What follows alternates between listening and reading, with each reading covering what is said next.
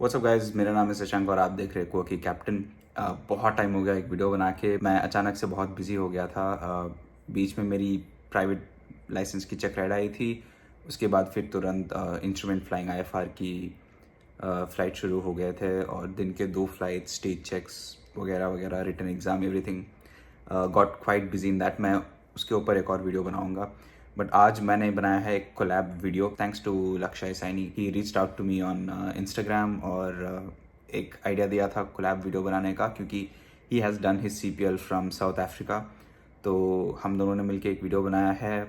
My side of it is on his channel, मैं link नीचे दे दूंगा। और साउथ अफ्रीका फ्लाइंग कैसा है, एक्सेट्रा एक्सेट्रा, उसका रिव्यू मैंने डाला है। I hope you guys like it, do watch it to the and.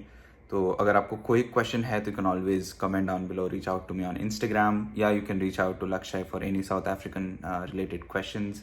और I hope you guys enjoy this. So Lakshay here has completed his CPL from South Africa, from Skyhawk Aviation in Johannesburg, and he would share his experiences of his flight training from South Africa. I'll also tag Lakshay, and he has a YouTube channel. He is an influencer and posts videos on Instagram too about the flight training that he does and his experiences with flight training. And I hope this will be helpful for you guys. So Lakshay, thank you so much for this. It's really nice. Well, thank you, Shashank, for having me here. And actually, we were planning to make this just Right. for the young pilots, for young aspirants who are just entering this field, to just have a brief idea about the training differences in countries and all. And I think it will help everyone. True. So I think let's start the video. Wonderful, yes, and it's quite exciting to have a video like this to give a comparison for you guys, so you guys can decide better for yourself. So Lakshay, I do have like some quick questions. I wouldn't take too long, but so basic questions that I had for myself regarding the South African training program. How is the average duration in South Africa? How much time would you say it would take people right from zero to getting the CPL out? Basically. So, well, actually, every time whenever someone asks me, I always say that the average duration in South Africa is 14 to 18 months, Mm-hmm. depending on few things like the weather over there. So, well, basically, number of flying days is actually not that much compared to US, and Right. because they have it's southern to it's very southern most area, Right. and it's close to it gets a lot of winds, thunderstorm, and everything. And majorly in Johannesburg, where I train, last months of the year, like October, November, December, January, Feb, like January also, it's not that great for training. And if you're someone hoping to come to South Africa, just come in between starting of there, like Feb, March, April, and you can Right. continue training from there. Basically, end of the year is pretty bad, and it's not predictable actually. Right. Sometimes the meta or tab shows it's okay, but it's not okay. Like you can just I visually see. see, yeah, That happens a lot. everything Yeah. becomes unreliable to you. So it's I like that. see. Yeah. Wow. Yeah. That's that. Thank you. But like I was about to ask you about the weather too, but you covered that. So one major question that a lot of people have and will have, I'm sure, is about the written tests that you guys go Yeah. through. I've heard it's 18, but you were telling me before that it's 19 written tests that you have to go through. So could you tell me a little bit about it? Like how is it? So, well, the number is 19, and it's actually a big number to just for getting Phew. CPL. Where in US, I just have Right. heard from Shashank, you just have to give three exams, and Three. compared to Right. 19, it's just like six times more than. So it's True. actually a True. little bit of you have to just study there, and you have Right. to fly as well. And basically, the 90 number came up is actually they have just distributed the exams like in India, Right. like in DGCA, like in navigation. If we just see what topics we cover, it's basically instrument navigation, general navigation, and radio Right. navigation for general. So basically, in South Africa, they have split exams for them, and Right. that's how they just got up to that number, 19. I And see. they have ratings. They have two ratings. I mean, there are two rating exams. One is it's not there. Actually, they have one rating exam, and other is general radio exam. So Right. the rating is instrument rating, where and in US also you guys have to give instrument rating. And in South Africa also, there is instrument rating. And actually, why I'm Right. telling about instrument rating is in the 19 exam, the instrument rating is the one which will be which students find difficult I to see. crack and pass it because it has a Right. lot to study in it. Like in instrument rating, if I would say, it's just the combination of the other exams and instrument rating stuff. So it's a lot to cover for a single True. student. So yeah. So other than that, if you guys have covered your DGCA syllabus, it will be easy to moderate for you. And just for the instrument rating stuff, it will be a little difficult. And one more I exam, I would say, understand. like it's Yeah. flight planning. Well, in India, it's Mm-hmm. not taught that well, and in South Africa, the flight planning is something you have to deal with, like plotting Right. graphs, stuff, mass and balance, performance, aircraft. So yeah, flight planning as well. But Wow. overall, Right. you guys, it will be very. I mean, in South Africa there is a app. Like in US, like Shashank told me, there are some apps in which they have multiple questions for Correct. basically every subject. So in South Africa, there is also an app called University. Like every student use it in South Africa, and it is actually very helpful to just deal with and crack your exams very quickly rather than just relying on school ground classes. You just self-study it and you just do the questions again and again. And you are much more easy to crack. Yeah, you just pass the exam in like 1 or 2 Absolutely. week Yeah. preparation. Hmm. True. That's pretty helpful, right? Mhm. I can tell because I've been using those two here. It's only three exams, although for me, but Mhm. although it's 18 exams, 19 exams that you guys go through, but these kind of apps and databases would really help students get some light towards where to study, what to do, and Mhm. things like that. That's pretty helpful. Yeah. And so with this 18 exams, also you were telling me about the night ratings that you guys go through, right? Like night ratings and instrument ratings that you would have to get done Yeah. after PPL, if I'm not wrong. Yeah, after PPL, yes. Right, So basically, the thing is, in South Africa, things goes in a manner like first you get your solo, like every right. like if you fly abroad, you just goes for solo first. Then it comes your private pilot license, then your night rating, then your instrument rating, then your commercial check ride on whatever the aircraft you want to I come see. Right, check ride on. Hmm. So well, right. actually, for instrument rating to be done, you have to clear those 19 exams. So Wow. without 19 exams, you're not like school will not allow you. Like they can allow you to just to start with an instrument briefing, ground briefings, and simulator, but the actual flying, it's a little Right. difficult for the school to be like you have to pass that 19 exam barrier, like instrument rating exam, which is a little difficult.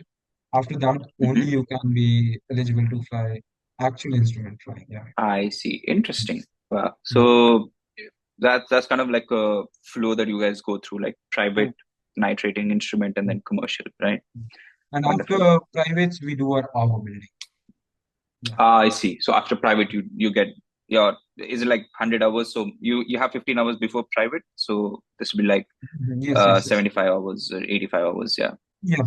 Yes. right. Depending on how much requirement you have actually. Yeah. You have left. Yeah, wonderful. Mhm. That's amazing. So one more question that a lot of people wanted me to ask you is, like you said, it's the South African, like the is Saka? Do you call it Yes, or SACA, yes, SACA. right? South Africa Civil Right. Aviation Authority. Yeah. I see. So the SACA, according to the SACA regulations, you'll have to get done with your solo within 40 Mhm. hours, or then you'll have to move to a different instructor. There's some process around it. Mhm. Would you mind telling Yeah. about it a So little well, bit? actually, the thing is, SACA is an actual regulation on it. Like 40 dual hours. In Right. that time frame, you have to go to your solo flight. If you don't, then what happens is at 40 hours, you will be tested by a DFE. What DFE is just like APA in US, you guys call APA in South Africa is designated flight examiner. So one Hmm. guy from other school or like who is actually a DFE come to our school to test you if you are like somewhere near solo. So he will just sign your documents like he's very close to solo. He doesn't require anything else. But if he is Right. like he's not sure in you, like you have some work to do, then you have to mail Saka like for the extension for some hours, like like I wasn't able to get my solo due to this reason. Like weather was not good. I went back to my country. Right. Aircraft was like I was not sure.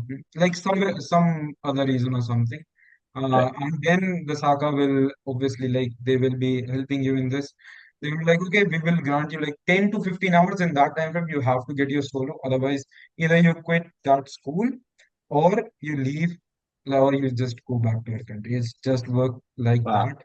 And the thing is, majorly, schools in South Africa prefer students to go before 40 hours, and after 40 hours, they doesn't entertain them that well. Yeah. I So see. basically, I have some friends who left my school and went to other school to just for that extension they got from Saga for 10-15 hours to do their solo in other school rather than in the same school In they the went. same school. Right. Yeah. Wow. So, and someone, and some students went back to India. And actually, it's a kind of a big deal to some student who has actually dreamed of becoming a pilot and going without achieving not that much in aviation and actually shattering sometimes. And Right. yeah, so, but it is a requirement, it Wow. is stressful actually, and we have to deal with it. And I think it is a flaw in South Africa. I would not say it a flaw, but it is not something It's right kind of for their own my sense. Yeah. regulations. We can't Mm. really speak Yeah. too much about it. But We then, can like you said, yeah, it might be a little hard for some students. yeah, it But is.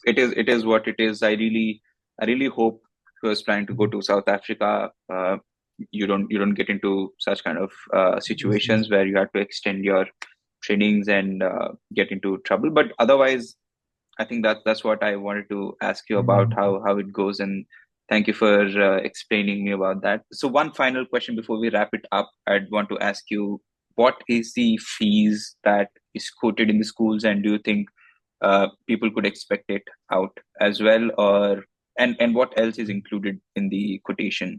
Any accommodation, transport, etc., Mm. or is it just Yeah. the flying? So well, in South Africa, the thing is, in your CPL package, the guys will provide you with accommodation, transport, flying, everything.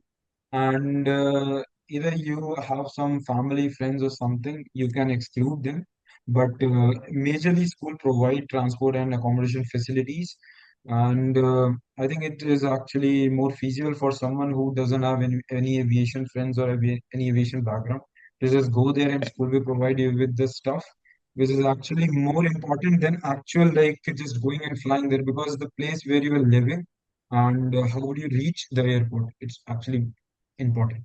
Right. Because in South Africa there is some myth, I think I would not say that myth, but South Africa in some places are not safe. So schools accommodation, the school accommodation is very suitable if you're going Right. to South Africa for your training because these guys will bring you the very best accommodation, very protected accommodation in a safe area. Because where I lived in a very posh area. Like there was nothing such to be fear about. And it was actually very great accommodation where I live.